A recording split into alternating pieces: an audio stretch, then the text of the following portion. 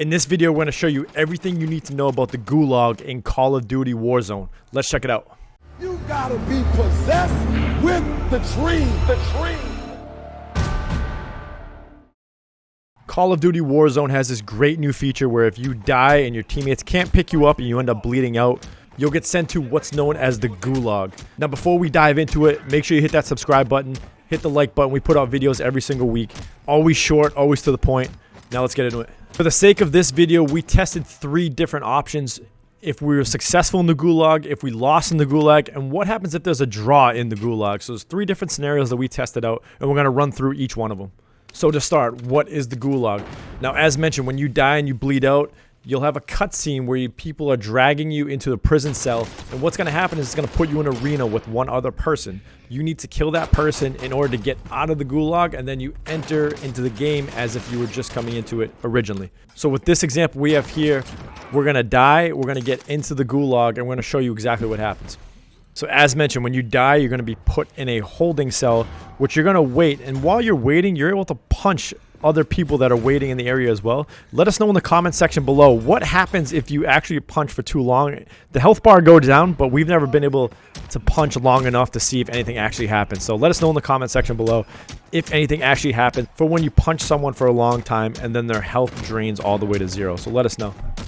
So once it's time for you to jump into the arena, you'll be placed with someone randomly, where the first person to kill the other person wins and returns to the game, and the other person loses and then has to be bought back in to get back into the game.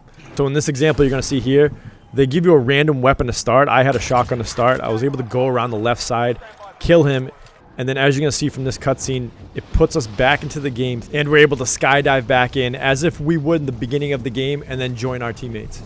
We also want to make a quick note that once you go into the Gulag and you successfully get out of it, if you die again, the game's over for you. So if you look at on screen here, this is us dying after we got out of the Gulag, and you can see it just brings you back to the screen here where you're able to leave or to spectate.